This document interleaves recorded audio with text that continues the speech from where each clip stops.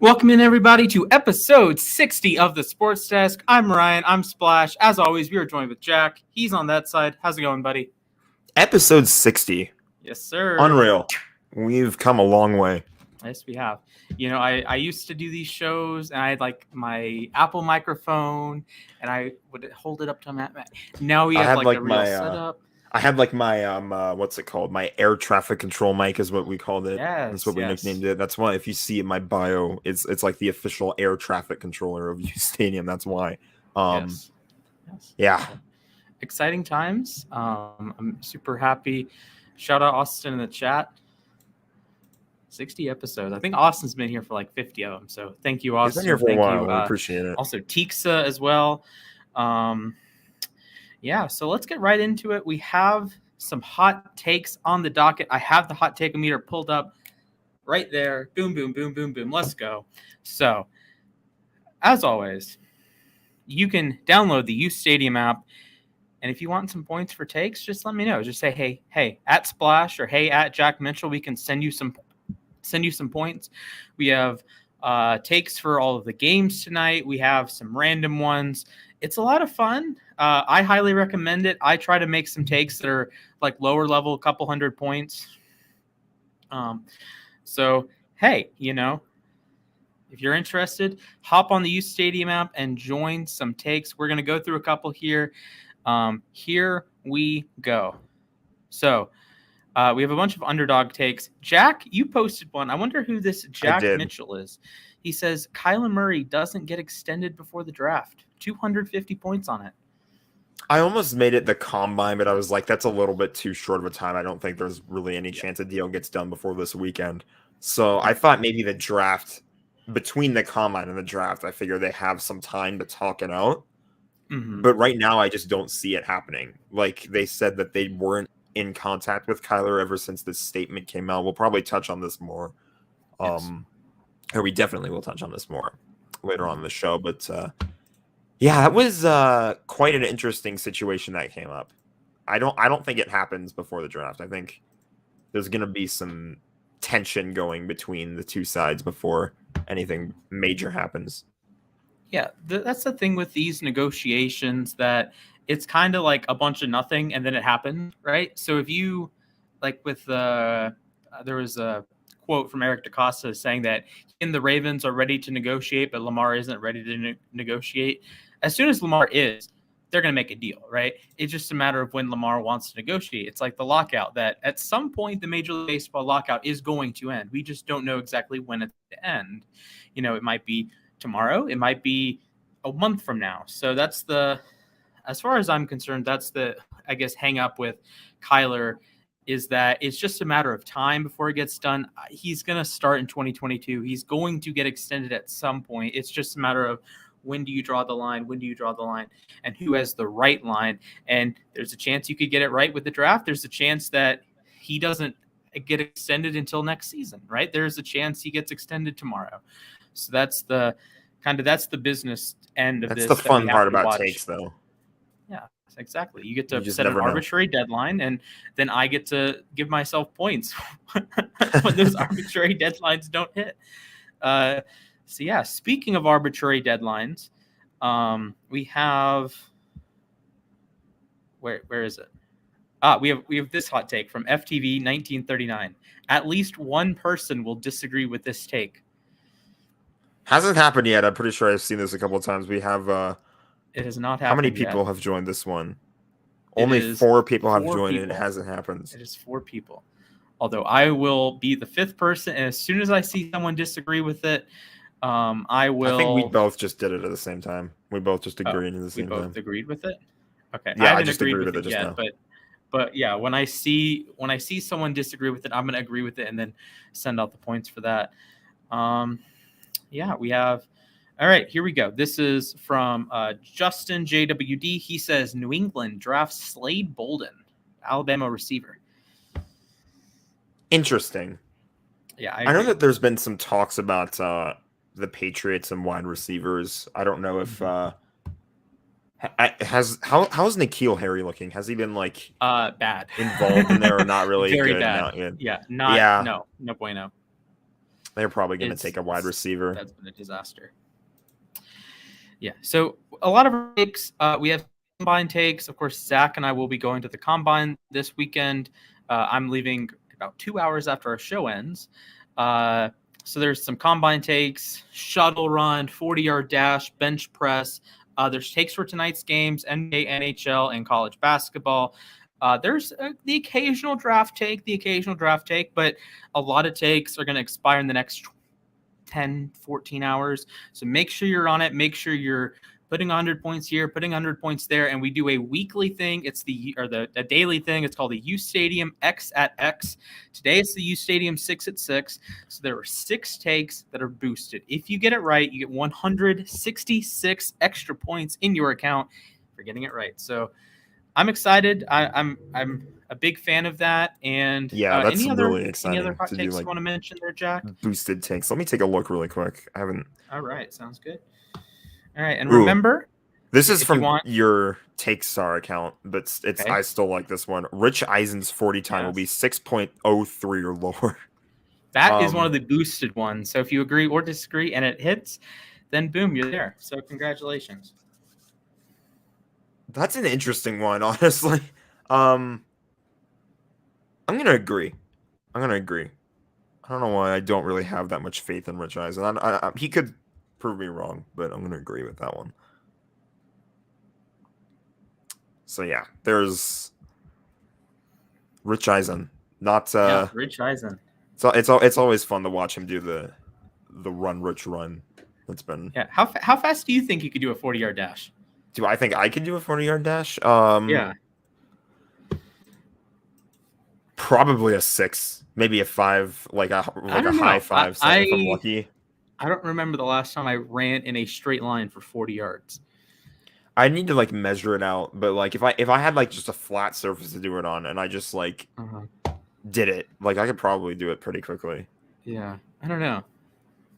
I don't know. Maybe there's a chance Zach and I get on the field and we time ourselves doing the 40-yard. That would make for the funniest reel. That would be Instagram hilarious. Reel, TikTok, YouTube Shorts. What if we did it at the draft? We got a bunch of uSTADIUM folks running the 40.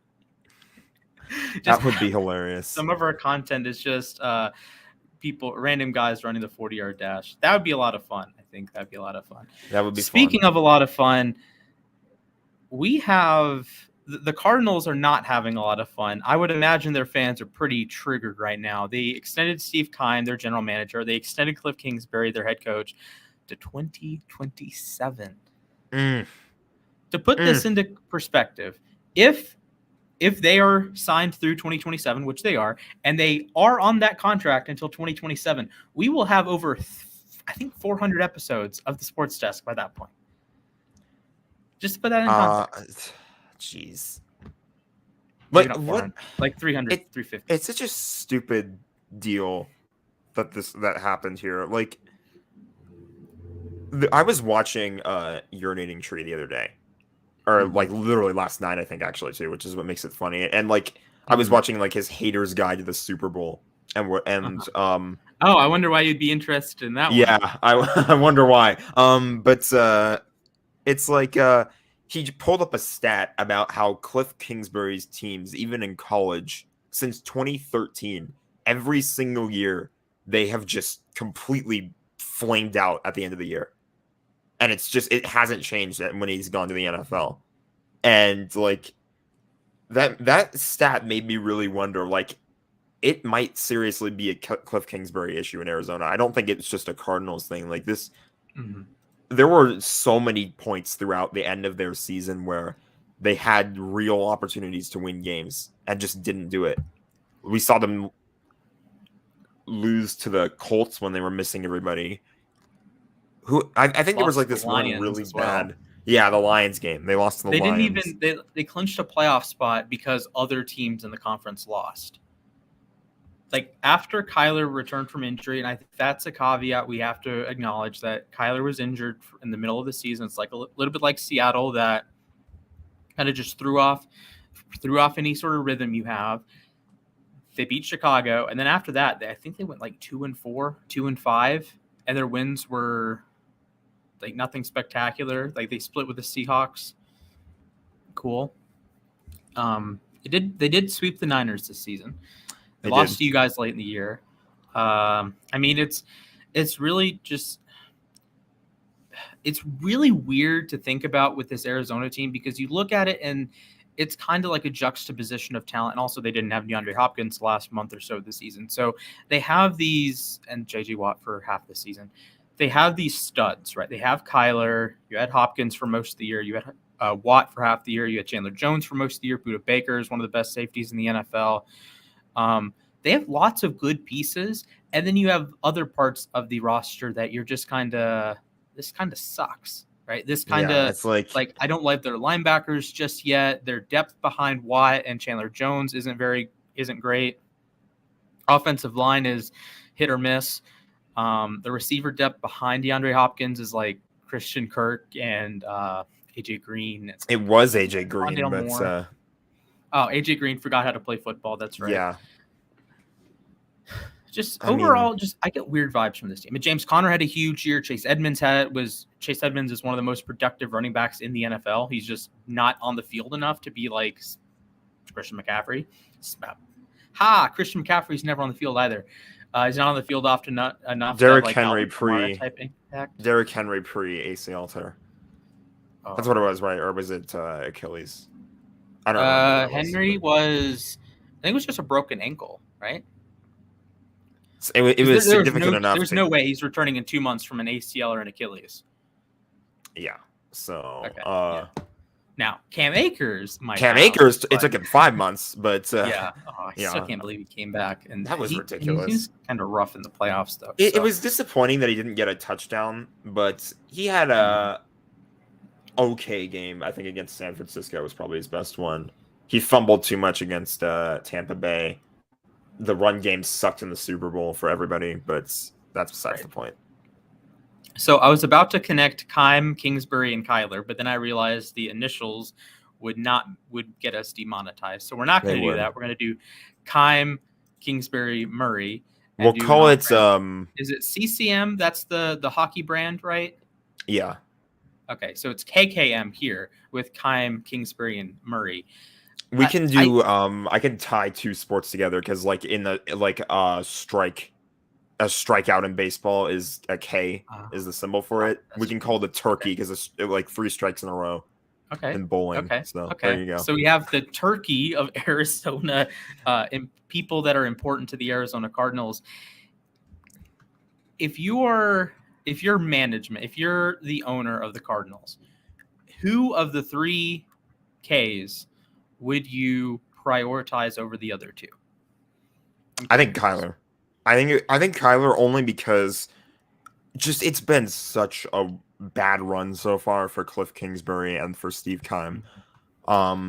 Kingsbury is 24-1 as head coach in the NFL. I think it's actually technically 23-24-1 because one of his wins was the Browns game and he was out with COVID.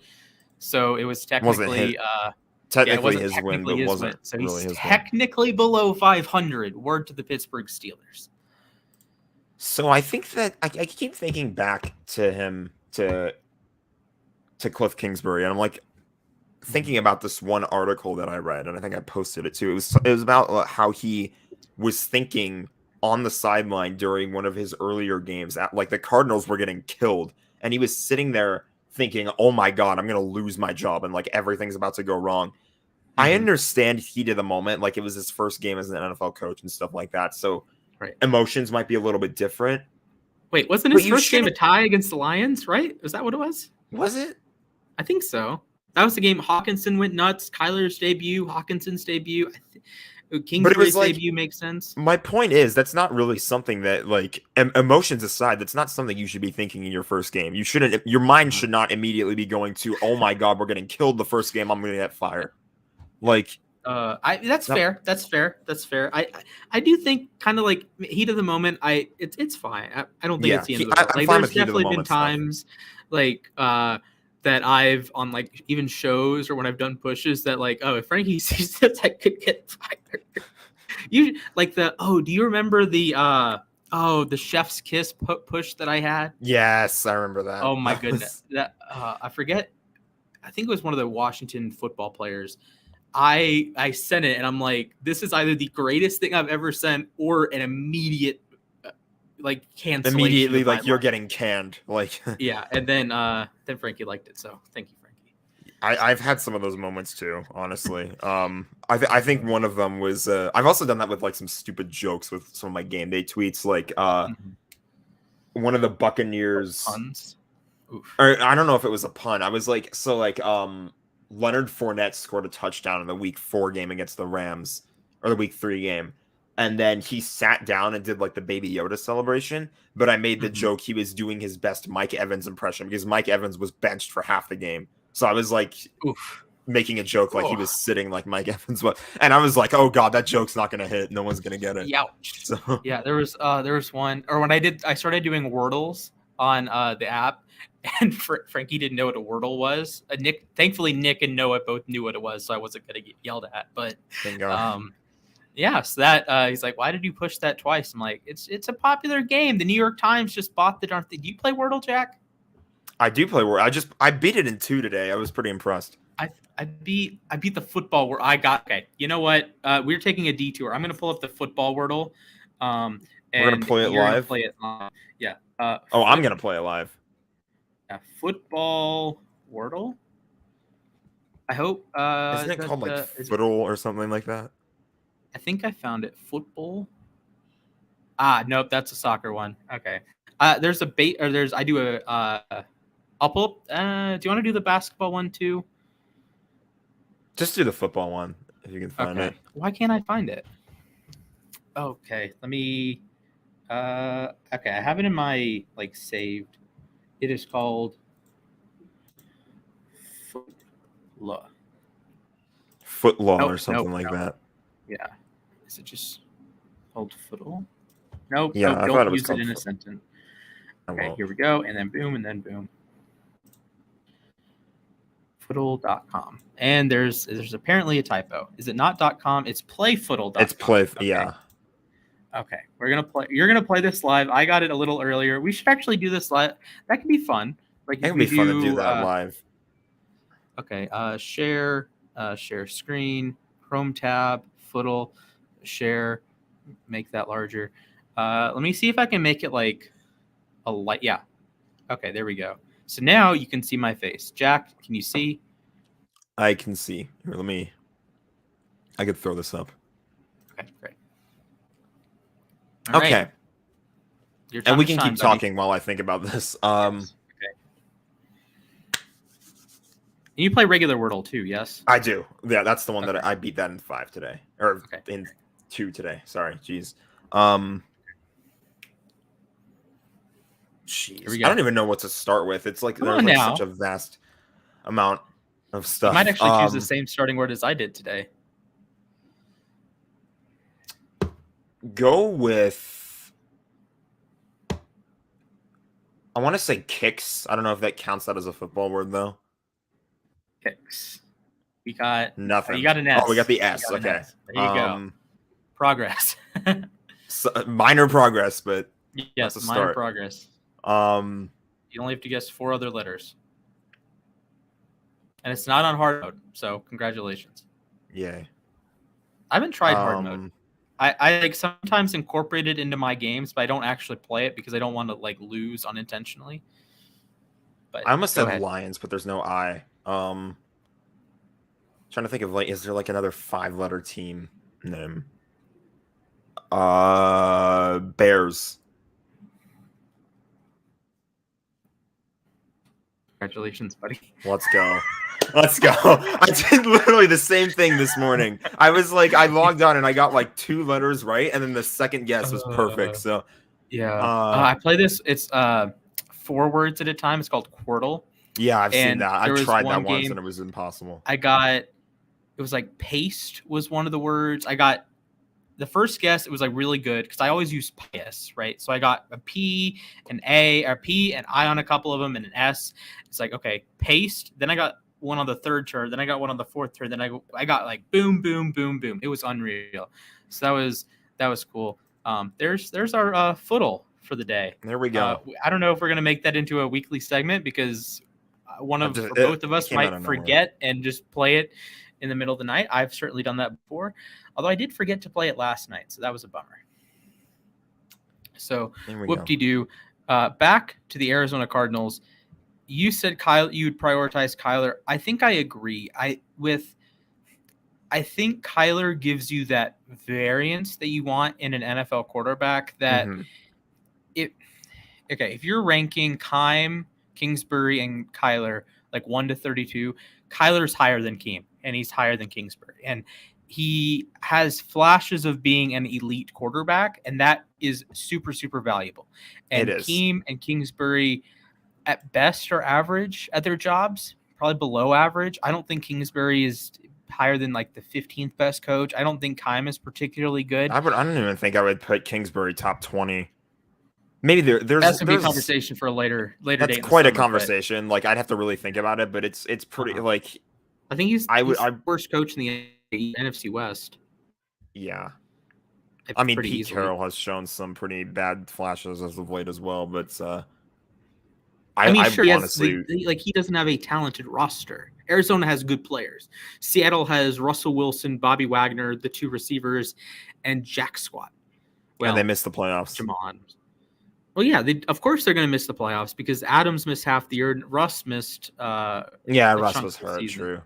So it's like it's goofy either way. So I agree. I would prioritize Kyler, and this is not the same for every team. There are some teams I would prioritize the coach or GM over the quarterback. I'm thinking New England, I would prioritize, but like I would rather have Belichick for 6 more years than Mac Jones for 6 years. Although with Belichick's age, you could probably have that conversation. Yeah, I think I would take McVay over Stafford. Like if what would you take, McVay or you got Stafford? Me thinking. I would take McVay. I would take McVay because McVay found a way to win McVay might coach for 30 years. McVay found a way to get Jared Goff to a Super Bowl. If he can do that with Jared Goff and he won it with Stafford, who knows who else he can do it with. So I'd take McVay. I just say Sean McVay might coach until 2050. Like it's ridiculous. There is a reasonable chance that he can coach to 2050 because he's what 30, 35, 38, like I think, right? or 36. Okay, you know what? I'm gonna Google this. Sean McVay age. He is 36 years old. 36 years old. He is 36. He turned 36 in the playoffs. He's only 2 years older than Matt Stafford. First off, I can't believe Stafford's already 34. I remember where I was when he got drafted. Wow. And Stafford turned 34 6 days before the Super Bowl. This is wild. This is breaking my brain. How many other teams do you think you would take? What GMs would you take over the player or the quarterback? Because I don't. Jason Light, I would take over anyone in Tampa. Actually, honestly, even over Brady if Brady came back, because you don't know how long Brady's going to play. Yeah. Like at this point, if Brady does come back, it's just about like age. Like how much longer can he last? I want to answer this really quick from Austin. Thoughts on the new Rams? They brought back Liam Cohen and brought him back as the offensive coordinator. I love that. That's the perfect replacement for Kevin O'Connell. Love it. So you mean the future, the future NFL head coach? Yes, the McVay tree will grow. Yeah, in 2 years from now, I'm gonna make a take eventually that I don't know when I'm gonna make it expire, but in 2 years from now, he's gonna be hired as somebody else's head coach. That's just how it works. Heir to Mike Tomlin or something. Jeez, I don't know if the Steelers are ever going to fire Mike Tomlin. Granted, he hasn't really done anything fireable except underachieve, but I mean, there's different layers of underachieving. So I think that'll wrap us up with the Kyler conversation. I do agree that they should prioritize Kyler. They should prioritize an extension. And yes, I'm aware that he doesn't have a playoff win. Yes, I'm aware has these shortcomings, and he's also 5'11", 6 feet tall, 5'10", He is going to be entering his 3rd year in the NFL next season, I think, right? 3rd year? Fourth year, okay. I think it's still a little safe to use the he's still developing excuse. I think by year 5 is when you kind of stop using that, and it's like you can't really give him the benefit of the doubt anymore. He's got to perform at this point. He was the first overall pick. I was using the same argument with Jared Goff when he was underperforming. By year 5, I was like, you can't be using the he's still developing excuse. He's the first overall pick. He can't. You traded everything away to try to get this guy, and he's not living up to expectations. So what are you going to do?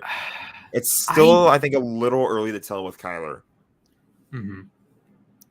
But I do think it's a different conversation. And we have a question from Anthony. Do you think if Tom Brady comes back, he's going to be the next Big Ben who should had stayed retired? No. There is negative chance that Tom Brady is playing football unless he knows he can play. 0. Like less than 0. But like, if he comes, he's not going to be hanging on by a thread. If he didn't think he could play, I'm sure he still thinks he can play. But if he doesn't have 100% faith that he is going to be the best player on the planet, he's not going to play. Which was part of his statement here. He said like he didn't have the full belief that he wasn't feeling 100% committed to football. Yeah, he 100% like committed family to football and such and things like that. So which is understandable. He could retire at halftime if he believes that that's the case. He could be the new Vontae Davis. So there you go. I remember where I was when he retired. I just was stunned. One of my favorite players growing up. But wow. So let's move on. We're going to touch on the combine. I'm going to have more shows with Zach coming up with the combine. I know, Jack, you're not the biggest NFL draft combine guy, but I'll be around during the draft watch party, though, if we have that, assuming nobody else goes to Vegas. I don't know how that's going to happen, but I don't know how it's going to happen either, and I don't know how I'm going to pay for that, but we will cross that bridge when we come to it, and until we get $5 million on Super Chats on one of our shows. So, hey, we have Super Chats, by the way. I feel like we haven't advertised that in a little bit, but if you guys want to show some love to the stream. I feel a little weird advertising it. Like, it's like, hey, you should pay me $5. Like, I don't know how I feel about that. Like, I know that that's kind of what people do, but at the same time, it just feels weird. So I don't know. I think a lot of people like just say it and then super stickers. Yes, we do. We should. I guess we could have like a cool banner going up that maybe I should have done. Let's see. Pretty sure we did have the. If you'd like to contribute via Venmo, you can do that. Here we go. Make sure to like the stream, subscribe to the channel. There we go. Sounds good to me. All okay. Right. Moving on. Where are we going to head next? All right. Yeah. And with the combine, the big boppers start tomorrow, 5 p.m. Eastern to 11 p.m. Eastern.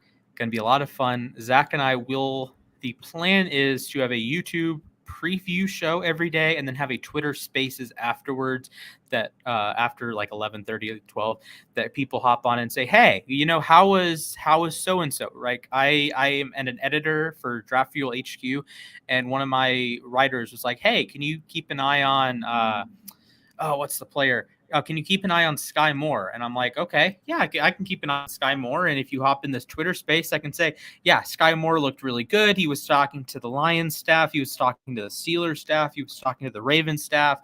The stock, like I talked to a guy from, I don't know, Cleveland, and he was like, yeah, Sky Moore is like the 43rd best player on our draft board, whatever. I don't know what it's going to end up happening. I know Zach's going to have a bunch of people to talk to, but I'm pumped. Tons of content coming.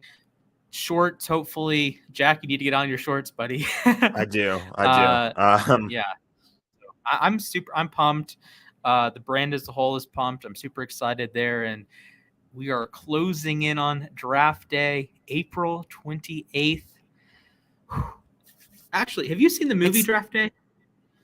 I've heard of it. I don't think I've seen it from like start to finish, but I've heard of it. I should watch it. I should watch it on tonight's flight. I'm flying at 10 or 12:50 a.m. Jeez. I don't know why I kind of want to experience that, like a morning, like really early morning flight, like 1 a.m. or something like that. One of my favorite memories is like a person is my grandparents used to live in Flint for a long time, right? Mhm. And there was one year that we were late going up for Christmas. We just went up for New Year's, and our flight was like 11 o'clock p.m., like December 31st. So I Mhm. got to do New Year's on the plane. on the plane. I got to count down 10, 9, 8, 7, 6, 5, Like on the 4, over the 3, 2. plane, like Yeah, on intercom. the plane That's intercom. Like the dope. flight. That's dope. Yeah, I was like 7 years old, and the flight attendant said, and there was like 10 people on the plane, and we got to choose. It was one of the coolest flights ever. I was like 7, That so sounds like actually kind of fun. Like only 10 yeah, people on there. Like there's yeah, a space to just get up and do whatever, yeah. kind of. And the funniest part was like I just wanted to like walk around the plane, and I I sat down in the exit row, and of course I'm like 7, so I can't do that. So my mom like started freaking out because I was sitting in the exit. It's like, Mom, I'm like 7. All right. Anthony, what quarterback needs to prove themselves tomorrow?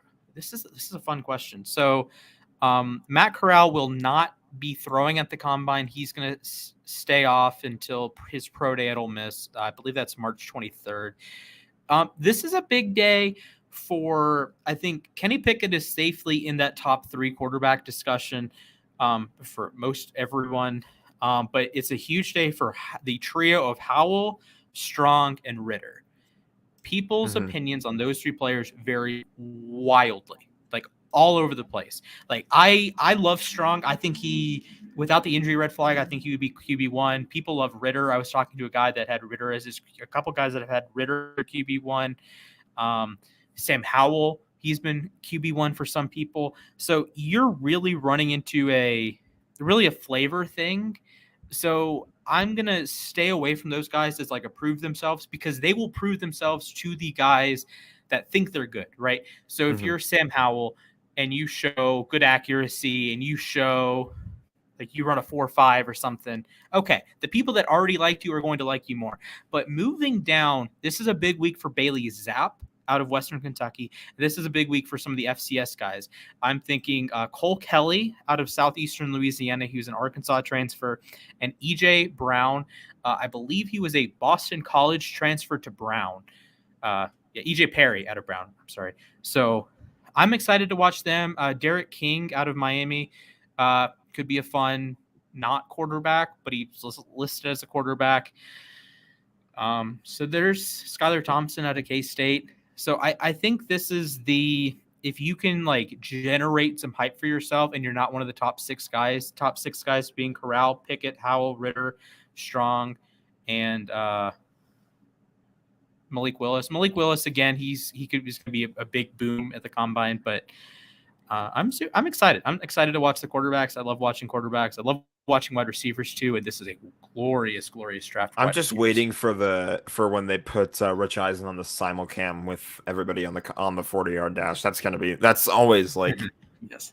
Like I know that's not like a real like analysis of anything other than just like, oh, Rich Eisen's slow, but it's like it's fun to watch the 40 in general too. But then like, yeah, how's it going, NFL AZ Cardinals?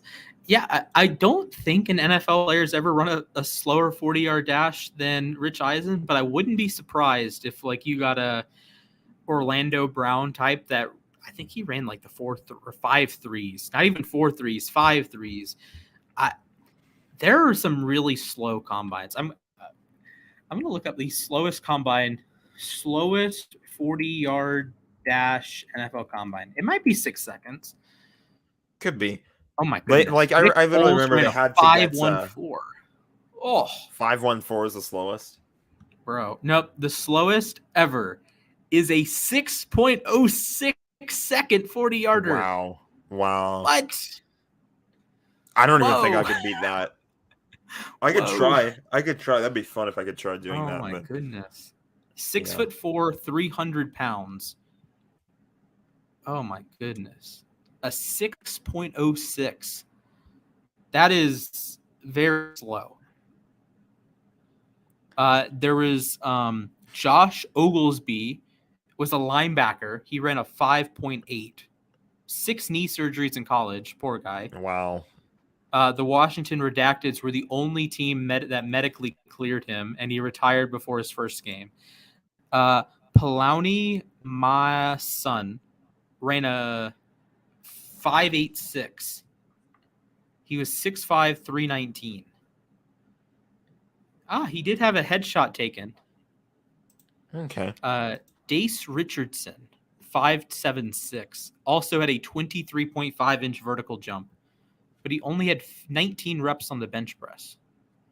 So like those, okay. You know what? There's a lot Johnny of people in Troutman, the comments that are like 5'7", hating on the 40-yard dash, but it's fun to watch, and it's like, I heard that it was like meant to like test like how quickly you could run like a punt return or something like that. Yeah. I think that's why it's 40 yards. Yeah. Short burst speed like that is important, I think. I will say that the 40 yards as a whole isn't necessarily isn't exactly the most important thing. No, it's particularly not. if you look at linemen, it's the first 10 yards. It's that initial explosion. It's why, like, if you look at, I don't know, Joe Tooney has really high acceleration in Madden, but he doesn't have a very high top speed. A lot of guards, a lot of tackles, a lot of centers. Like, that's the point, is like explosiveness immediately. So if your first 10 yards is like boom, then that's great. If your top end speed isn't great, okay, that's fine. So like, is John Ross a bust? Yes, but people can overrate speed. Speed does kill. Like, there is a reason Deshaun Jackson, NFL Super Bowl champion, Super Bowl, Deshaun unfortunately. Jackson. Yeah, he does get a ring for that. Deshaun Jackson. There's a reason he's been in the NFL for 14 years now. There's a reason teams take it. There's a reason John Ross is still on an NFL team. There's a reason Chris Johnson got chance after chance after chance after his prime with Tennessee. Like, there's a reason Brashad Perriman is getting chances with the Bucks and the Jets and the Browns and all these other teams. And I don't know if it's pointless, but I think it's okay. All of these scores, numbers, you have to take them in context, right? Mm-hmm. DK Metcalf running a 4.3 40-yard dash is impressive. Why? His size.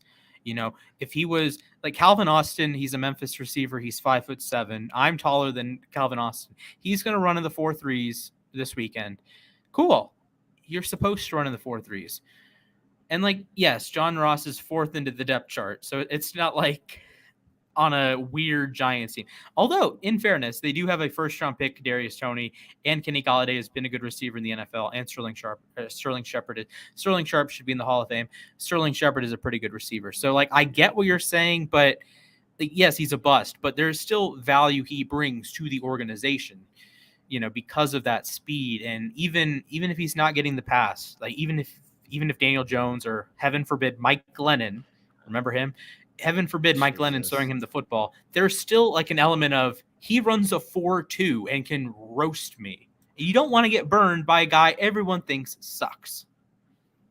If that makes sense. Yeah, exactly. And at the same time, you don't want somebody fair. Like you might think that somebody looks like they have the complete package as a wide receiver, but they run a really slow 40. So yeah, or like Metcalf's cone drill was awful, but also Calvin Johnson's cone drill was awful.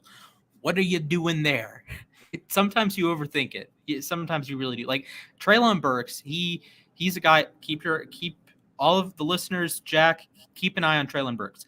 He is going to likely join a list of guys that are 225 pounds or heavier, and runs sub 4.5. This list: Calvin Johnson at wide receiver, Calvin Johnson, Andre Johnson, Dorial Green-Beckham, Chase Claypool, Darren Waller, yes, he eventually transitioned to tight end, and Vincent Jackson. The average player in that group is a multi-time Pro Bowler. And two of the six are Hall of Famers. Or, well, is in the Hall of Fame. One is a borderline should be in the Hall of Fame. Then, like, Chase Claypool might be the fifth best player, and he's a pretty solid receiver. And then Dorial Green-Beckham, yeah, he's the black sheep of the family. But, okay, speed does not necessarily match up with punt return ability. Like straight line speed, like Devin Hester isn't faster than Chris Johnson, but he can return punts better. Punt returning is not about straight line speed either. It's like there's some like wiggle with that. Like Devin Duvernay isn't the fastest player on the Ravens. It's actually probably Lamar I want to see a race. Lamar, I wish every player had a 40 time. I know Lamar didn't test it, but I wish every player had a 40 time. I want to see Lamar running the 4.2s or the low 4.3s. I want to see this should be Brown. an event at the Duvernay. Pro Bowl. At the Pro Bowl skills competition. Seriously. But Tyreek Hill takes it seriously. Yeah, Mike Parsons did, and he torched him. Oh man. I was about to say they should be. Yes, exactly. Listen. I'm trying not to complain about Tutu Atwell because we won the Super Bowl. Drop your F's in the chats. I'm trying not to complain about Tutu Atwell because we won the Super Bowl, but he brought like nothing. Like that would be. Yeah, it's just a waste. Could have been Creed Humphrey, but it is what it is. Just a wasted pick. Could have been a lot of players. Just a waste. Yeah, it really could have been a lot of players. One of the worst opening picks I've ever seen a team have, and it somehow was worse than Seattle taking Dwayne Eskridge. I like Eskridge, not to Seattle. Although I did like Seattle was weird because they brought in Shane Waldron, right? So I'm like, okay. After 4 months, I could like kind of understand like, hey, well maybe he's your number 3 receiver and you prioritize the number 3 receiver more than other teams. But then you realize Dwayne Eskridge, I don't necessarily think he wasn't going to be a number 3 receiver out of the gate. He's a good player. I liked him a lot coming out of WMU, but I didn't see like second round, sure, third round, sure, but I didn't see him being a difference maker immediately. So, I don't know. Also, Dan says thoughts on Metcalf wanting to run the 100 in the 2024 Olympics. I'm totally down for it. I'm down. I would root for him in that, honestly. Like I might root for a division rival, but like I would love to see that. That would be cool. I would absolutely root for Tyreek Hill if he ran for Team USA or whatever. I would put aside my hatred for Deebo Samuel if he did it. I'm standing right there. Marquise Goodwin was once a world-class high jump or a world-class long jumper. Yeah, I can push rivalry hatred aside when it's for Team USA. I can definitely do that. Like I'm not saying that speed doesn't matter. It obviously does, but like a 4.35 in the grand scheme of the NFL is like very fast. But there are guys that run in the 4.2s that just don't happen to work out as return guys because some of it's acceleration, but also like agility. So like straight line speed. Like think. Like if you put, I don't know, Cristiano Ronaldo versus Usain Bolt, they're going to have different strengths, right? Usain Bolt is going to have that straight line speed, but if he has to make some cuts in there, he's not going to be as fluid. But if Cristiano Ronaldo, or pick your favorite soccer player, or pick Tyreek Hill, they're not going to have the same straight line speed as Usain Bolt, but they're going to have these. I feel like I could have like a 1 hour compilation me doing weird things. You probably could, like just weird noises like that. As a Cardinals fan, how should I feel about this whole situation? Who is the Cardinals punt returner, kick returner, whatever? Oh, I think he's. It's not Isabella. Is it? Does Kirk return punts? I think if it's Andy Isabella, then you should be terrified. I think he's out. Rondale Moore probably returned some punts as well. So I would imagine it's one of the wide receivers. Arizona Cardinals punt returner. Although I know the best punt returner in the NFL. It's Rondale Moore. His name is. Well, yes, Rondale Moore. Okay, so I was right. But the best punt returner in the NFL right now is Devin Duvernay. So shout out to Big Dog DD. So how should you feel about Brandon Powell, who came off of our practice squad and kicked ass? Yes, big shout out to Brandon Powell. So Cardinals, be confident that you have a good quarterback. That's what I'm going to say. There's other teams in eerily similar situations. Think like Cleveland. Cleveland doesn't. You don't know if Baker is good. We've seen good Baker, but we saw a lot of bad Baker last year. And you don't want to be a mediocre team with a mediocre quarterback. If you're a mediocre team with a good quarterback, you always have upside. That's why the Bengals are going to be so scary, because they haven't really reached any sort of potential yet, but they have an elite quarterback, right? Kansas City has an elite quarterback. Buffalo has an elite quarterback, so on and so forth. So it's really hard. Like, there's very few teams like the Rams that have an elite roster and a good to elite quarterback. the quarterback thing is really important too, because like we're talking Mhm. kick punt returns. Like, what if you only get a kick out to like the 13-yard line? You need your QB to show up in those long drives. Yeah, So the exactly. quarterback is definitely a pretty big factor in all that. Like if it Yeah, was and like like if we still had Jared Goff, I wouldn't have been confident that we could have completed some of our long drives that got touchdowns for us. So I I feel like everyone says he is the best you've ever had argument. I okay. I have mixed feelings here. It's very similar to the Lamar thing of, oh, you should pay him because he's your best quarterback ever. Well, no, that's setting a low standard, right?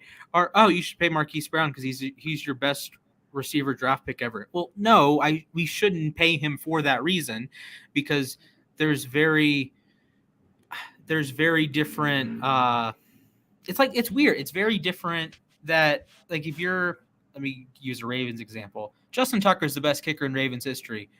Duh, he's the best kicker in NFL history. But there's a difference in like when Mike Vanderjagt came along, he was the best kicker in Colts history before Vinatieri got there, and then Vinatieri was the best kicker in Colts history. And like, okay, things like that change, and you have. I don't think that is a good reason. You can, if you say he's a top 10 quarterback, that's a good reason. If you say he's the best quarterback in Cardinals history, I don't think that's a very good reason. Also, he hasn't done anything nearly as impressive as 2015 Carson Palmer, 2008 Kurt Warner. Just saying. yeah, Or that one year there's that Jake time. Palmer was really good. There's time for him to improve. Again, it's year 4, but there you go. So Dean said he'd take bad Baker, the situation they're dealing with. How do you think Baker would do in like a good situation like Pittsburgh, like a well-run organization like Pittsburgh?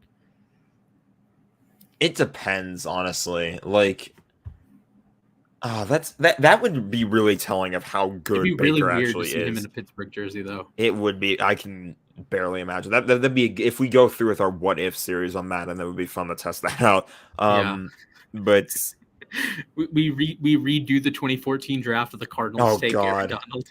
the Cardinals. Oh no, I hate you for suggesting that. The Super Bowl winning Seahawks trade up and take Aaron Donald and throw him in with the Legion of Boom.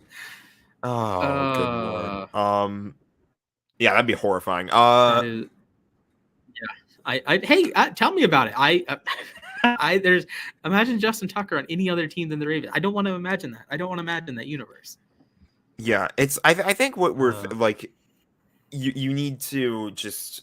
Those situations are really telling of quarterbacks. Like if you actually did put. We saw it with Matthew Stafford, I guess. Although nobody's really calling Matthew Stafford a bad quarterback now, but like no one was really sure. But then we put him with a good roster, and he won a Super Bowl. And so it's like, but there were also some moments during the season that he should have thrown a pick to Jaquiski Tartt.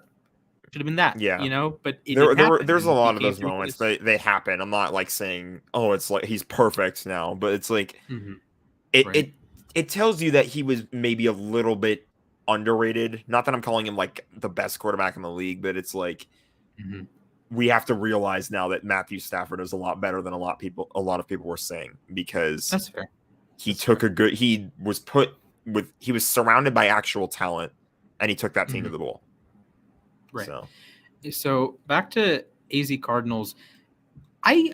This is a fair assessment. I think there's room for both parties that Kyler is a top 10 quarterback, depending on if Deshaun Watson playing or not. I think he was 9. I did my rankings. He was 9, but I did not have Watson in my rankings. So he's like 9 or 10, 8, 9, 10, whatever. He's in that range of very good quarterbacks. And yes, there is a dip near the end of the season, but do you remember that no Hopkins, and he was coming off an injury late in the year. So I think this year he gets a little bit of a pass. Last year was weird, but he was also hurt at the end of last year too. In 19, the Cardinals were the number one. We're coming off the season that they had the number 1 pick. So like, what are you going to do there? So I agree that Kyler should be more mature. I agree that his agent should be more mature. They should not be bashing the Cardinals because that was weird. Blame. But I think it's somewhere in the middle. It's it just like. Go ahead. I think this is fair that he has too much faith in Kingsbury. I agree. You have one winning season, you have 2 late season collapses, and you're giving him an extension. I mentioned that track record too. Like since I think it was 2013. Why 2027? It's okay. Yeah, extend him a couple years. Okay, that's fine. Extend him. But why are you extending him all the way to 2027? Why are you extending Steve Keim all the way to 2027 as well? Do you really have that faith that like if Kyler somehow ends up not being the guy, that Keim and Kingsbury are going to be the guys to take you back to the top? Yeah, I wouldn't bet on it. Like I could see Kyler winning a Super Bowl. I could not see Cliff Kingsbury winning a Super Bowl right now, if that makes sense. It's like he's like in a Zach Taylor situation if they do somehow go to a Super Bowl together. That is a perfect comp because I didn't think highly of Taylor in the slightest. I still don't, but I said in my power rankings, I had them at 26 to open the season. I said if Zach Taylor was replaced with a sack of potatoes, they would be in the top 20. They'd be 21 at bare minimum. But they had Zach Taylor, and that was the only reason the entire year after they mollywopped the Ravens week 7. I'm thinking this team is really freaking good. The only reason I don't have 100% faith in them to win the Super Bowl is because of Zach Taylor. And was that true? Maybe, maybe not, because he didn't have an awful Super Bowl. He was a little stagnant in the second half, but whatever. It's just Burrow got hurt at the end of the game. It was so weird. The offensive line just stunk. Aaron Donald, Von Miller just started wreaking havoc. They just existed, and that was that. They trained with knives. We need merch. We really do. Let us know in the comments. What if you had to choose a piece of Sports Desk merch? If you did Aaron Donald with knives, the haven't really thought about much. Splashes the Apocalypse. I like that one. Let's see what else. We have hot take-o-meter.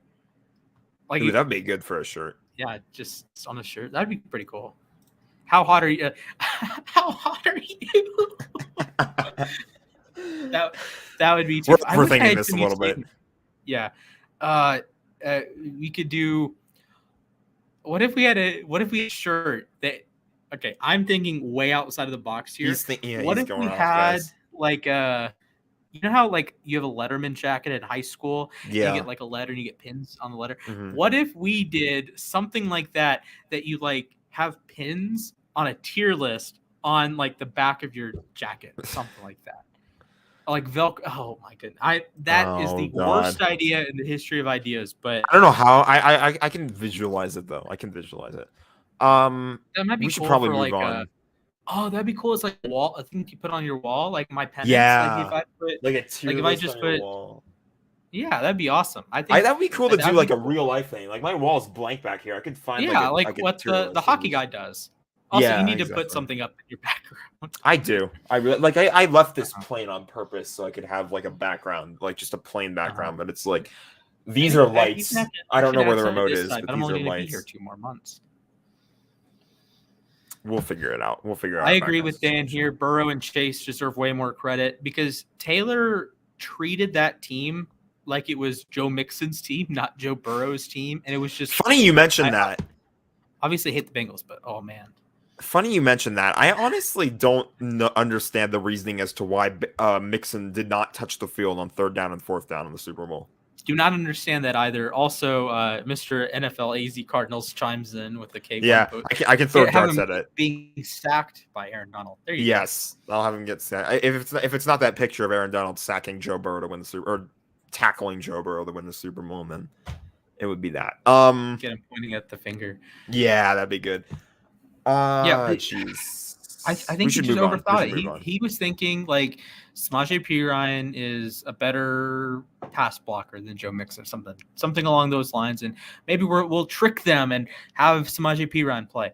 No, just put in your Pro Bowl running back. Just put Mixon in and run the football. Yeah. Like in the heat of the moment, I'm glad he was an idiot for doing that. Yes. But it's like I didn't understand that one, and I think back and it's either you run the ball with your best running back or you throw the football. You have. I don't say this lightly. You have a top 5 quarterback. Use him. The thing is, they tried to use him, and their own line just ate it. So sure, but that was on the last play of the game. Last play of the meaningful game, if you give him 2 chances, you have a much better shot. It's like I was playing Madden yesterday, and I had a 3rd and 10, right? I was playing against all Madden, and I was playing an all Madden against like an 89 overall team in Ultimate Team. I have a 90 overall team. I have Lamar, Reggie Bush, and it's 3rd and 10. I'm on my 31, like 30-31. I'm like, okay, how am I going to get these 10 yards? 2 thought processes. 1, go for the 6 twice in a row and have like a 45% chance of doing that in one play, or take a check down and make 4th down easier. I took the check down, made 4th down easier. Then I could take a check down. It's as simple as that. I could take another check. Boom. And I think I cannot believe that the Bengals ran the ball there with their backup running back. It's either you run the ball there with Mixon or you run the ball with Joe. Yeah. I want to touch on this comment. Your fan base is not innocent. When we lost to the Cardinals in week 4. When we lost to the Cardinals in week 4, I said on Twitter, I was like, I said that I thought the Rams should have won the game before the game. And Cardinals fans just attacked me for no reason. Like I kept specifying with the few sane people in that conversation. Like I before the game, I said before the game, I thought we should have won, and no one could grasp the concept. So I had fun during week 12? We were live. And we were live during that one. Yeah. Yeah, we were live.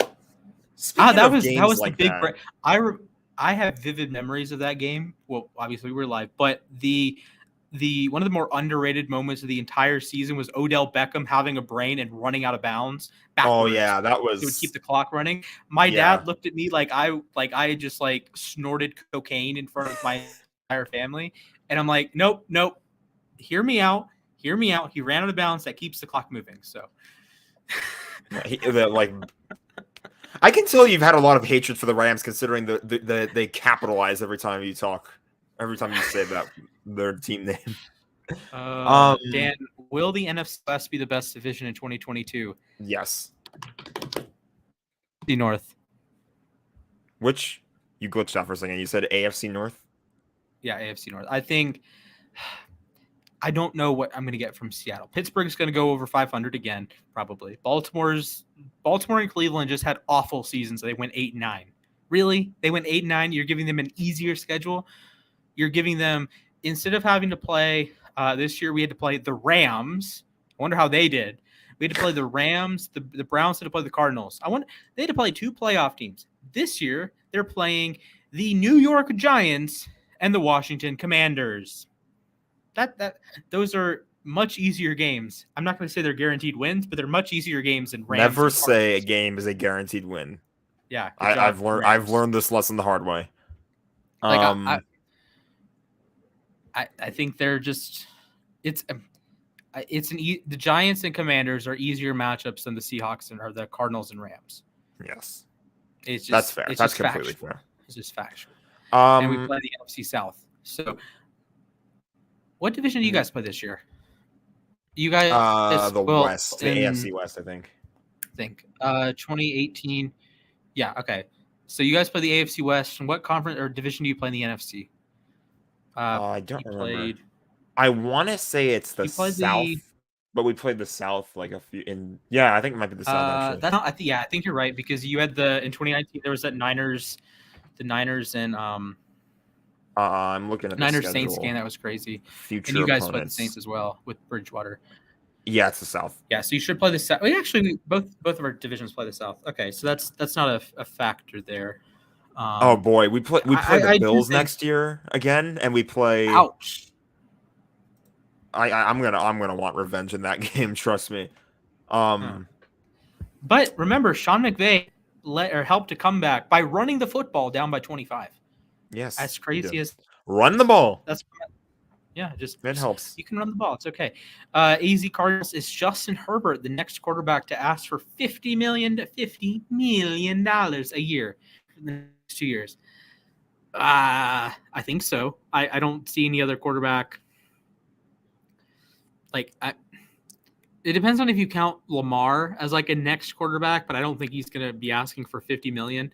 Herbert is going to reset the market. I know they haven't made the playoffs.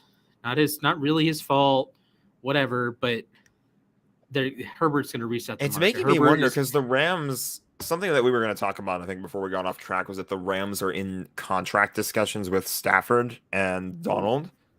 Interesting. It makes me wonder if the Rams just. Oh, Jesus. I don't think they're going to do this, and I hope not, because then that would kill our cap situation if it wasn't make dead already. $75 million a year combined. Yeah. If we just threw money at Matthew Stafford and that ends up resetting the market, imagine what Justin Herbert could ask for in a few years. Oh, Lord have mercy. And he would deserve it because he won the Super Bowl. He was not Jared Goff. He won the Super Bowl. So man, and with Herbert, it's just scary because let me put it to you this way: there are quarterbacks in the NFL that get asked to pay a lot, and they have something wrong. There is something you can point to and say you didn't succeed in this situation. Whether it's Lamar Jackson in the playoffs, whether it's Kyler Murray in the playoffs, heck, you could even poke holes in Josh Allen in 2019 and 2020. Justin Herbert has none of that. He hasn't even been to the playoffs, and you're not going to blame him for it. It's not like he's stuck.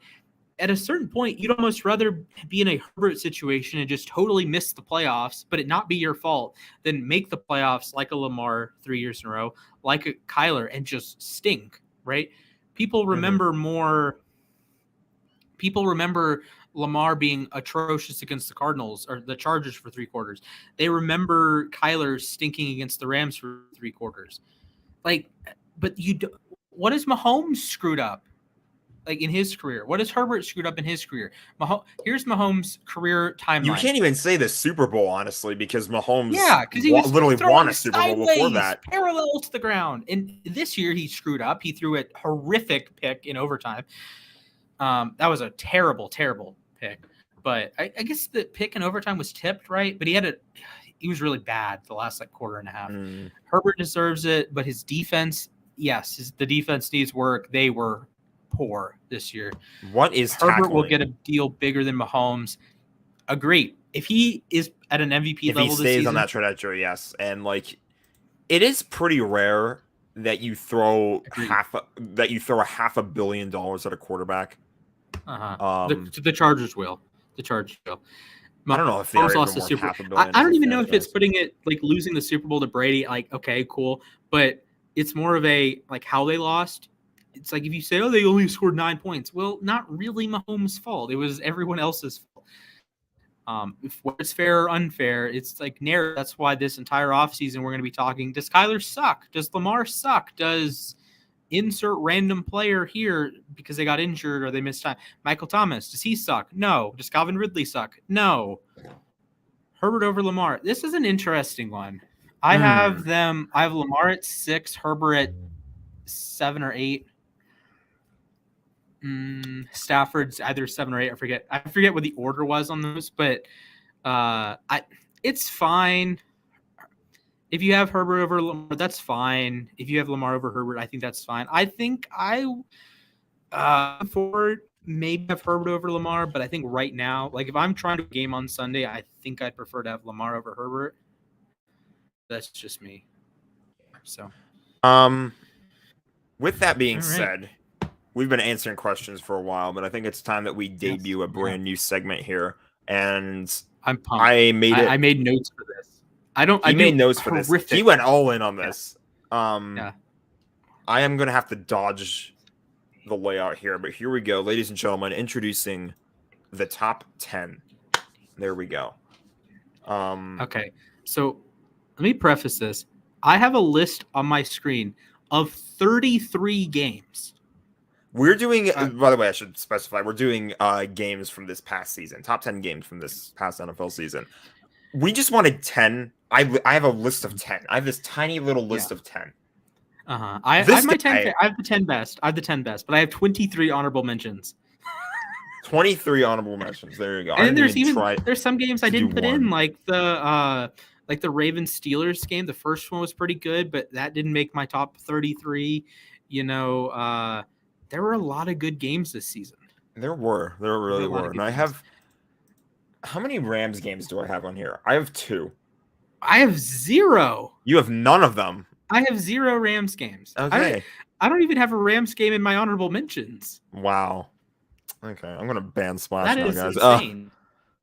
Yeah, I was literally I don't have like, any Rams games in my honorable mentions. this afternoon, I was literally like, this is gonna be the most controversial segment in the show's history, and here we are.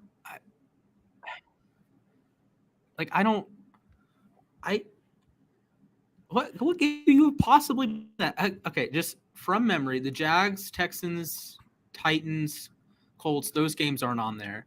No. Who was the other AFC? Oh, you played us. I don't think that was a very good game. No, that's it was not on my top 10. okay. It was like a fine game. Niners Week 18. That was a pretty good game. Maybe you throw that there. I thought about that one. I actually did legitimately think about that one. Oh God, you're gonna slander this list. First so Niners bad. game, probably not. Neither Cardinals game. Bucks, hopefully not. Neither Bucks game. The playoff game, maybe. I could see the playoff game. I actually do have the playoff game in my top 10. Okay, that's fair. I didn't think about that one. I have two blown lead games here. We do have. I can put on some music. Dan says the entire divisional round of the playoffs better be in your top 10. I think. I don't disagree with you. Those were all good games, but I think there's playoff bias there. Like if that was like a 1:20 or 1 o'clock game or 10 o'clock Mountain. Oh God, 10 o'clock Pacific. Like yeah, rest in peace, your eardrums. Okay, what kind of background music do you want for this? Should we get the cinematic, dance pop, daydreams, feeding the ducks, into space, lo-fi, night driving, and rock? Listen, there's only one that I'm like addicted to. Oh, we both clicked at the same time. Darn. There we go. We'll turn it down though so you can hear us. Okay. Yeah. Cool. So yeah, this is gonna be bad. My top 10 is probably, I'm not like 100% confident in it, but like a lot of these are primetime games because those are like the only national broadcasts. I think I have a couple 425s and it's mostly primetime games. I have one 425 actually. All right. Okay. You go into your top 10. I'm gonna do a little bit of a mini thumbs up, thumbs down. See if I agree or disagree. I'm gonna get mostly thumbs downs here. Mostly thumbs downs. This is a terrible let's hear list. It. At number 10, I have the Browns Chiefs from week 1. That's and the reason why is because I thought that there was some hype going into that game. Yes, obviously we know the Browns were terrible this year, or I guess like just not good. We'll say not good. But there was like some hope for them going into this game, and it was like they had a real shot. I picked them to beat the Chiefs. Yeah, I thought they had a chance. I thought the Chiefs were going to win, but I thought it was going to be a really close game, and that's pretty much exactly what happened. I think the Browns blew a late lead. They were leading late. They had a muffed. They had Jamie Gilligan, the punter, botched a snap. They allowed a 75-yard touchdown. Like the wheels came off in the fourth quarter. That was a great game. That was a good game. Yeah, that was a fun game. Pick. That was a good pick. Make 10, but it was like 12. Okay. I don't know if I'm gonna pick one game. Maybe the number one game you're gonna agree with, but I don't know. My number 9. It's your boy Lamar Jackson finally slays the dragon and beats the Chiefs in week 2. On my list. Good pick. On your list. Okay, there we go. Yeah, I thought that was a fun game to watch. Yeah, I'll let you dive into that later on. We have another Ravens. It was Ravens-Raiders week 1. That game was just on crack. Honorable mentions. I didn't like the ending to it. I'm sure you didn't. Well, no. I think from like a neutral fan perspective, like you have the really stupid interception. It's like you knew the Raiders were going to win the game. Then they have the really dumb interception, and then they get the ball back the very next play because Lamar fumbled. And it's like, and then you have the Marlon giving up in the last play. That was just weird. It had a weird ending, but it's in my honorable mentions. It felt fun. It was a good game. Yeah. Lamar also led 2 game-winning drives that were nullified because the defense folded. So unfortunate. That game was. I think on crack is a fair definition of that game. It was a mess, but I think that's fair. Sometimes you enjoy the mess. It's one of my honorable mentions. Number 7. I guess you could say this game was drunk too. we watched this game too. We have Chiefs Chargers week 14 in the Thursday On night my game. list, good pick. That was good a pick. fun game to watch. Was it the game we got rated? Yes, I think it was actually. Yeah, we it got was. rated That game was wild. Yeah, that was a Good wild game. You had Good pick. the Chargers fumble like at the goal line, and then Kansas City barely all the gets fourth down failures. goes down the You have field. Travis Kelce practicing, or the Chargers defense practicing social distancing, and then just forgetting how to tackle. It was back and forth. Everything you want out of like an overtime game too. I thought that was fun. That was number 7. Number 6. We have the AFC Championship game, the Bengals and the Chiefs. That was on my honorable mentions. That's fine. Okay. I'm cool with it. I think it was more Chiefs than good game, but like the second half, I thought it was. A lot of these were just heat of the moment. Like, just felt like they were gonna blow it, but yeah, it's a good game. It's a good game. Did not make a lot of these 10, I put on like how much was I entertained by it, but like that was something I thought about as well. Just for like in terms of like being my personal top 10, but yeah. Right.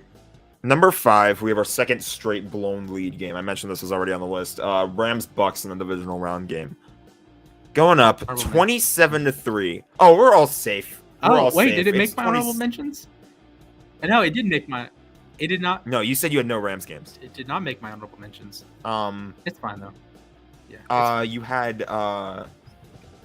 we were up 27-3. We're safe from the Tom Brady meme, right? Like it's not 28-3. We're completely fine. And then fumble again. It's a fumble. Botch snap, and then another fumble or something like that. I don't even know what went wrong, but it was just and like then Cooper Kupp breaks free.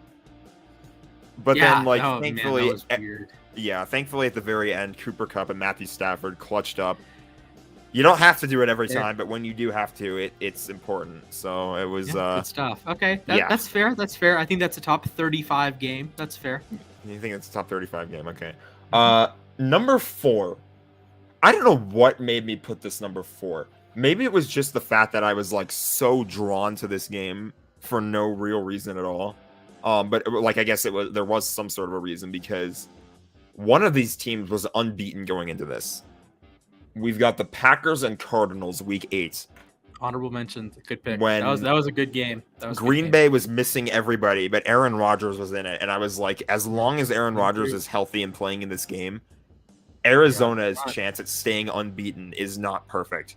So I was kind of thinking this could be close either way, and then lo and behold, it does end up being close, but our boy AJ Green is blind, forgets that the ball's coming to him, and Russell Douglas gets up there and takes it away. That was number 4. You're gonna slap me in the face for number 3, and I can understand that you might think that this is kind of. Is it gonna be Rams Bears? No, it's not Rams Bears. It's the Super Bowl. Thank God. It's the Super Bowl. Okay. I did not put Rams Bears. That's fine.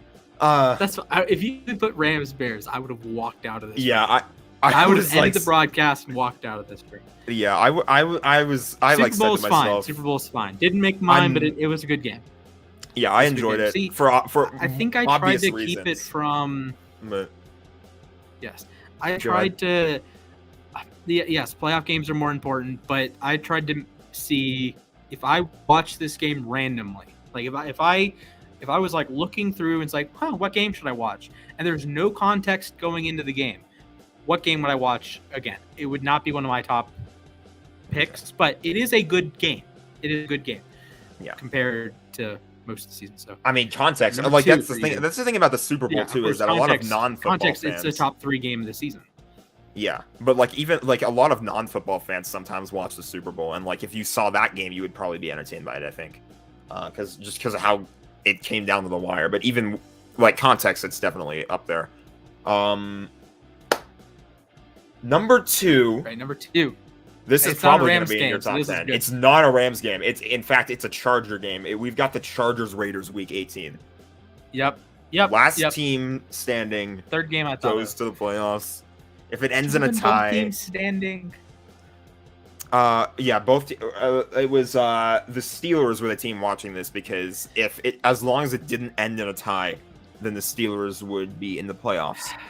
and we were so close to getting a tie, stupid close to getting a tie, and yeah, that close. And then the Chargers were like, "Oh hey," the Chargers went like this, and all of us went like, and Steelers fans went like, "Yeah." Yeah. Steelers fans were pretty happy. The Daniel Chargers Carlson really screwed screwed with the AFC North. He really but did. man, like Justin Herbert leading that game to even get it to overtime was incredible. Like what he did on that last drive. Yeah, and it's just they kept trusting him on fourth down. It's like, was that a 20-play drive? Like a 20-play, 2-minute, 20-second drive? Both of us were losing our minds on this, and you have to understand too. Like, I just came into this stream, like we streamed that game, and I came into it like after the Rams blew a 17-0 lead against San Francisco. We just lost to them for the 6th time straight. I'm already pissed, and now I'm going in to watch a Charger game, and it's just like. Yeah. Oh man. My mentality was in a negative place before that game, and then like that was just my god. It takes a crazy game. All right. And then number one. Shall we say number one together? Shall we say number one together? I hope we have the same one. All right. 3, number 1, 2, 1. Bills, Chiefs, AFC divisional round. Yes. Okay. Yeah, that's no debate. That was the number one game of the year. Gabe Davis had 4 touchdowns. Allen was great. Mahomes was great. Hill was great. Kelsey was great. And the everything words you wanted in that game, but defense. The 2 words that Bills fans everywhere dread: 13 seconds. You were that close, and the defense gave up. So yeah. I don't know. I thought I would get some hate for putting the Super Bowl on there, but and I think it's fine. It was a good game, and Super Bowl, if you factor in that it's a Super Bowl, you bump it up a little bit. That's fair. I'm going to quickly go through my honorable mentions. I have both Bengals-Chiefs games, Ravens-Lions, just because of the 66-yard field goal. Both Vikings-Lions games, those were goofy. Vikings-Bengals from week 1, weird. Ravens-Raiders, Giants-Washington from week 2, Thursday night. I almost put that one on there. That would be an honorable mention of mine. Like a lot of the bad teams, like that's an NFC East matchup. You don't think that would be a great game. Atlanta had a really weird game. That was pretty good. But I also threw in Titans Seahawks. Seahawks blew a huge lead. Titans come back. King Henry. You know Vikings, what I should Cardinals. That was a fun one. Go ahead. You know what I should have thrown in was Bears Seahawks. That one was weird, and the return of Mr. BDN. We'll say. Yes. If you know, you know. Packers Niners from the regular season. Rodgers comes through in the clutch. Dolphins Raiders. Jacoby Brissett. Even though that was a weird game, but it was a good game. Cowboys Patriots up in Foxborough. Packers Cardinals. Titans Colts Part 2. Electric Boogaloo. Bengals Jets. Bears Steelers. Packers Vikings 1. The one the Vikings won. Raiders Cowboys on Thanksgiving. Browns Chiefs week 1. Saints Falcons 1. One of the best games of the season. Giants, Raiders Cowboys. Saints, I must put on there. And Bucks Patriots. Are you ready for the top 10? I'm hating myself for not putting Bucks Patriots top 10. Like, are you ready for my top 10? Yeah, I was just gonna mention Bucks Patriots. Like as a game that was like, I don't know if it was the greatest game ever, but like just based on context alone, that was like hype. That would be an honorable mention of mine. All right. Hit us. I'm gonna do my best to do from memory. Do these in like chronological order. Number 10, Cowboys Bucks, the opening game of the season. That was Brady. That was a good game. Brady and co. knock off the Cowboys. That was such a great game. All right. Number 2, we've touched on it before. Ravens 36, Chiefs 35, down 12 or down 11 in the fourth quarter. The Ravens come back, win it. The Odafe Owe forced fumble in the dying moments. Marquise Brown got open for a big touchdown, and Lamar W's. Lamar, like I said, he finally slays the dragon. Yes. I don't remember the order of these games, but Ravens Colts overtime game, a 22-3 lead for the Colts evaporates.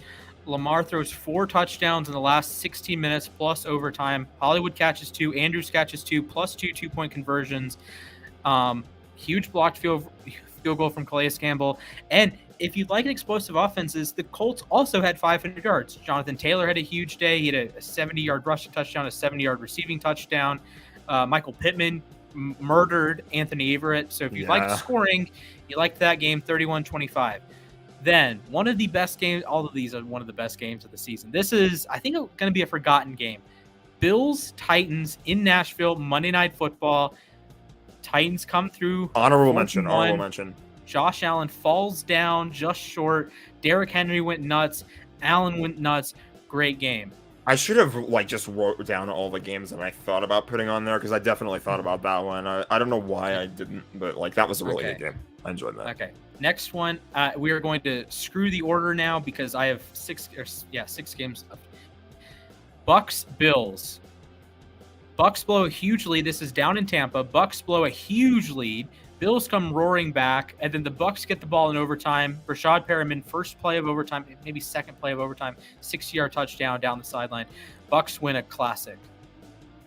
Okay. That was a really good game. Then we're going to jump ahead to the playoffs because these last 4 games have one thing in common. Bills Chiefs, we don't need to touch on it anymore. We know that game is a great one. The final 4 games on my list are all Charger games. We have Chargers. So the Chargers played a lot of exciting. Oh, I am an idiot. I didn't even think about Chargers Browns. That's definitely on your list, right? Chargers Browns. Yeah. So we have Chargers Raiders from Week 18. Yes. We have the Thursday night version of Chargers Chiefs. We have Chargers Browns 47-42. We have Chargers Steelers. That was a Sunday night game. 29 points in the fourth quarter. So that would be my top 10. Bills Titans, Bills Chiefs from the playoffs, Chargers Raiders Week 18, Chargers Chiefs Part 2, Chargers Browns, Chargers Steelers, Ravens Colts, Bills Bucks, Cowboys Bucks, Ravens Chiefs. And I have to redo my top 10 a little bit. I think that's a very fair list. I think we both have pretty fair lists, honestly, now that I think about it. Although I feel like an idiot for completely forgetting about Chargers Browns. That was such a good game. Yeah, that game was just all over the place. Yeah. There were a lot of good games this season. I miss football. Yeah, I miss football too, but it can be really fun. And so comment down below, let us know what we should do for our next top 10. That would be pretty exciting. We're eager to see how you guys like this segment. We might have to do something birthday related. Imagine if you had to try to choose my top 10 birthdays. Oh God, I don't even know where I would begin on that. Are we talking player birthdays or what? No, my personal. Oh, your own. I see. Your birth. Yeah. Yeah. Oh yeah. Day. I'm just gonna take a guess and say your 10th birthday was great. It's no, it actually sucked, right? Or if I had to tier list my birthdays, my most recent one, I would probably put it a C tier. Because, I had fun, but then 90% of the day was just car rides because you know where I live. You know how the traffic goes. So, yeah. That's fair. I think my, F tier would be 2020. So, my 19th birthday, I was super, super sick in Colorado with no Wi-Fi. Oh, being sick on your birthday sucks. Last year for my birthday, I had sushi with Caleb. Oh, that was A tier. That was A tier. Then before that, and this year I'm going home. A tier. I don't know. And then before I got out of high school, rock music, it was generally, I don't know. Before I got out of high school, it was generally a birthday party more than my actual birthday, because it was a lot of the years it was on a school day. So it's you go to school on your birthday. It's you go to school and you deal with everybody saying happy birthday to you and singing or whatever, and it's just sing. Man, I think one downside to going home because if we go out to dinner, my mom is going to insist on someone singing. Somebody got me a birthday pizza for my birthday, and I remember this was after lunch, and I just walked in and I saw the pizza and I was like, oh God, my stomach hurts. Oh man, I could crush some pizza. I could crush some pizza right now. Yeah. All right. What should I get at the airport tonight? Is there a restaurant at the airport or something? Oh, duh, there is, but what? I hope so. I don't know. It might not be open at 11 o'clock, but oh, that's a good point. Darn.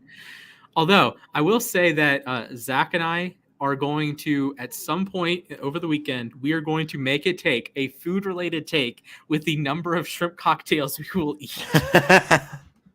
And Zach I'm agreeing was on it. I'm or whatever the over is. I'm gonna man. agree with the over. Yeah, man, I'm prepared to absolutely demolish shrimp cocktails and not deal with any consequences.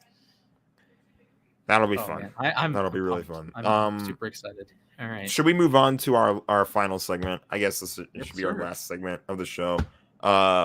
We've got Getting the thumbs up or right now. thumbs down on the, unfortunately, I think it's now canceled MLB training camp. We didn't mention that once, by the way. MLB lockout has affected the regular season, unfortunately. We're going to lose games. We've lost currently 6 games. We are the joke that everybody's... Go ahead. We're going from 162 to just 156 for now. The joke that everybody's made with me is congrats to the Dodgers on winning the World Series. So yes, I guess. hey, the Braves won the last time we came out of a lockout. So 95, right. baby. Here we go. Spring training hats. Shout out to Sports Logos on that. If you can't tell by now, that's our favorite, or my favorite website at least. Okay, so these I would imagine these are just the AL. We've got the whole. Oh, okay. We can scroll. Okay, okay, cool. Okay, so we'll start with the Orioles. What do you think? I can't see the Oriole very well. I really like the idea. I think I'm gonna have to give it a thumbs down. I just don't think the complexity of the logo works with the orange on black. Yeah, it's a really complex logo. I'm gonna give it like a halfway. Like I want to give it a thumbs up, but like I get what you mean. Yeah, I would love to give it a thumbs up. If it was orange on white, I think it would look a lot better. But like Boston, I think that works. I give that a thumbs up. Yeah, Boston gets a thumbs up from me. Seattle, that is Chicago. Oh no, that's Chicago, right? That's the Chi Sox. Yeah. I couldn't see the O and the X from like this point. Yeah, I might have to pass because it looks like a yeah. I'll go thumbs. I thought it was Seattle for a moment. I was like oh, that's the Mariners logo, right? Nope. That's all right. Cleveland Guardians. Our first. I hate the name still. Still be the It's basic. It's I'm gonna go thumbs down. Usually I love hats. I would love to wear most of these, but Tigers, I don't see the point. Splash, you wouldn't like to wear most of these. They're not flat bill. Well, I would get a flat bill version. Yeah, you would. I don't see the point in the Tigers one. I double thumbs down. It's just the D logo, right? Yeah. It's just the D, like some white on the inside. I don't see the point. That's just me. Astros. The Astros works a little bit better than the Orioles because it's a less complex design. I'm gonna go with thumbs up. As it's the Astros, I'm still gonna give it a thumbs up though. I think it's fine. I can vibe with it for that team. Royals. I like it. Like if I was a Royals fan, I could wear it. Yeah, I think that's a thumbs up. Angels, I don't love the red on red. Feels a little too bright to me. Yeah. We'll go like mid. I think it's mid. Yeah, I can agree with mid. It just feels too Twins, bright. You're in the same boat. As far as I'm concerned, you're the same boat as Detroit and Cleveland. I don't understand the point of that. Just the M, but it's like dark. Yeah, so. It doesn't work for the teams with like a navy blue or whatever. We will continue with the Yankees. Thumbs down. Like a really like it's so blue that it's almost black. Like that doesn't really work for me. A's. The A's, I actually like this one. I'm kind of vibing with the A's. I think it's like what the Angels did. 3/4 of a thumbs up. It's like what the Angels did, like with the color on color, but it's like the green in the A's logo is like a little bit brighter than the actual hat color. Yeah, I can vibe with that. I'd give it a thumbs up. This is, I think, is actually the Mariners. Thumbs up. Double thumbs up. I can agree. It's really good. It's really clean. Rays, I have double thumbs up as well. Beautiful. Double thumbs up for the Rays. I love that. The Texas Rangers, I think. They do something unique. 1.5 thumbs up. You got the alternate logo, I think. That is very cool. I would wear that. You know, I used to have a Tampa Bay Rays hat. It was like a powder blue, like kind of what the Chargers wear, but it was like Tampa Bay Rays. I didn't know you owned one of those. That's funny. Yes, Okay, I'm going to make this sentence. I know it doesn't sound, if any of you know me in person, I know this sentence isn't going to make any sense. Jack, I'm sure this sentence isn't going to make any sense, but there is a picture of me in a scrapbook my godmother made me when I was like 4th or 5th grade. I was at a track and field. I was competing. I was on the track and field team for my elementary school. I did the medicine ball, and I was wearing a white like field day shirt, or like I think it may have been like track and field shirt, but it was definitely like it definitely had the word field on it, and a blue Tampa Bay Rays hat. When I'm home next week, I will find the picture and humiliate myself. But true story, I was on the track team in that would elementary school. Twice. Listen, I've looked humiliating in cross country before. I had like really short shorts for cross country. So oh Lord. Yeah. Okay. Big dubs for Texas, big dubs for Seattle and Tampa. Also, I like the Toronto one to Raptors. Yeah, I like the Toronto one. I'd say 1 thumbs up. You almost said Raptors, I think. The Blue Toronto. Jays though. Yeah, Toronto. Blue Jays. I like it. Thumbs up. Thumbs up. Thumbs up. Moving on to the rest, we've got the Diamondbacks. It's too angelsy. It's too angelsy. You know what's too angelsy? I can see ahead is the Reds one. Yeah, that's which is like surprise the Reds. Oh my Lord. What do you think of the Braves? It's fine. It's better than the other. It's better than a lot of the ones like the Detroit one or the Twins one. It's fine. Like I no thumbs. No thumbs. Okay. It's like different. It's not like there's a red outline, so like you can put the navy on navy and it works because there's an outline that differentiates the colors. Cubs, that's a disaster. I don't even know what I'm looking at. Double thumbs down. I like what I will preface this with saying they probably look different in person. Yeah. But I would say double thumbs down. All right. Reds. We just discussed this with the Reds. I'm not a fan. Or with the Angels, I should say. A lot of the red. There's so many red on red crimes here. Yeah. Rockies. Thumbs up. Thumbs up. Dodgers. Purple. It's fine. It's thumbs like if you wore that normal hat, like that's fine. Yeah, I like the Dodgers played it pretty safe. I think it's fine. Wow. Yeah, that's nice actually. I like the black on the light blue, the electric blue. Yes. If you will. That's a Milwaukee. Why? It's a baseball. Congratulations, you play the sport. You don't even do that because there's a lockout right now. But Milwaukee may have just had the worst sequence of event. Like we did the MLB Stadium tier list, and they were F because they had the worst name. And then now you're having a hat, and it's just a baseball. It is your colors. So congratulations for that, genius. Oh my goodness, triple thumbs down. I don't have another thumb. But, my microphone is pointed down for that. That was just bad. That was not good. Mets, it's whatever. It's no thumbs. Phillies. Congratulations, the Phillies decided to deal with a different brim color. I didn't notice. I almost didn't notice that. Okay. Don't like the different brim color for these, but it breaks the tradition. But they played it very safe. No thumbs for me. Same with the Pirates. It's like the Braves that like it's better than the Tigers, but it's not anything good because it's still kind of hard to see. But it's fine. I would go no thumbs on that one. Yeah. Same with the Padres. Honestly, like it just both these teams really played it safe. I don't love the mustard and like brown colors. Yeah, I never really liked that. Like the jerseys are kind of spiffy, but like. They tried to go just like straight up full time with the. They used to be navy and white, and then they tried to go back to the brown and yellow. But I just got too used to the navy and white. Like you think, like if you ask me about the San Diego Padres, I think about the navy and white first. So right, all right, Giants. It's a G. Down. No, I don't even know what that. They put the SF. Oh god, that's bad. They just put the random SF logo on the side. Oof. That's bad. That's bad. That's not good. Speaking of bad, why do you have a cardinal on the hat? Every other team is like logical. Like even the Rockies and the Marlins, who are a little bit different and don't have like a letter, they're cool. The Cardinals just have the bird, and it sucks. It looks like a poorly drawn bird. It looks like, oh my, you remember the meme, the Stell and Cincinnati Bungos? Yes, I remember that meme. It looks like it belongs there.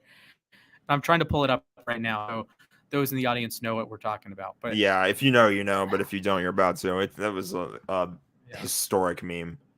Historic meme. I will pop it up when we get done with the Nationals.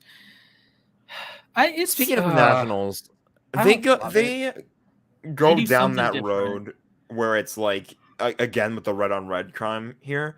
But I like the subtle background design, so they get props for that. The stars are nice. It's not terrible. I guess I would just like to see them like the colors being differentiated a little bit more, but it's fine. I give it like a half just because of like they tried. You could tell that there was some effort into it. And then for those who haven't seen the meme, I have the meme. This is just that's when that belongs. This is like A tier meme material. I'm blocking some of them. Third place, lost to the 3-7 Dolphins. Stell lost. Browns lost 7-45. Eventual AFC champion Cincinnati Bengals. I can just look at, and it's like Comic Sans, and you like the B isn't capitalized, but all the other letters are capitalized. This is just the two different types of stars and the Steelers. I haven't noticed that. I was about to say, every time I look at this, I see something that's funnier than the last thing. And then you point out that the stars are different. It's like, they are. That is unreal. It's like sometimes like the first place star, and then you think it's first place is third place. Then you have like didn't lose to the Lions yet. And just Stell is so funny to me. The Browns looks like a beaver. It reminds me of Perry the Platypus in a way. Yes. Oh my goodness. Yeah. I don't know who made that meme, but it is. I've posted before these exact words, and part of my French. Hang that shit in the Louvre, like that. That's where it belongs. Yes. Good show. Oh man. That'll wrap us up, I think. Yeah. I have to be on a shuttle in 2 hours, so joy to me. Any last words before you go up? You're gonna see that guy in that. I did the wrong direction. I'm sad. That guy in Indy. Tomorrow, I think tomorrow, yes. Right, or something like Indianapolis, as in Maryland. Word to Charles Barkley for that one. Yeah. Also, March Madness is coming very soon, so we will be having. Keep your eyes out for that. I'm going to be involved with March Madness. I'm going to try to jump in. What a time to be alive! What a time to be alive. Although I know you're UCLA, but I'm not really an Arizona Wildcats fan, but I go to the university, so my Arizona Wildcats absolutely slapped USC last night. So bear down, go Cats. Also, we had on this past Saturday, we had the top 6 teams lose all in the same day. Yes, only time in the history of college basketball that's happened. Oh, good job, boy, that was quite a time, to say the least. Yes. All right, ladies and gents. Make sure you like the stream, subscribe to the channel, ring a ding-ding, that Le'Veon bell, that notification bell, so you know when we're live, if we're in Indianapolis, when we go to the draft, when we do these shows, Play Action Podcast, Time Out with uSTADIUM might be returning, the Sonny Carton Show, Full Court Trap. I was about to say Play Action Podcast again. All kinds of stuff. So, yeah, make sure you follow on Twitter and Instagram and TikTok. We do TikTok. I don't do TikToks, but sometimes they get posted on TikTok. Yeah, thank you guys for watching. And with that said, Aaron Donald. Super Bowl champion Aaron Donald trains with knives.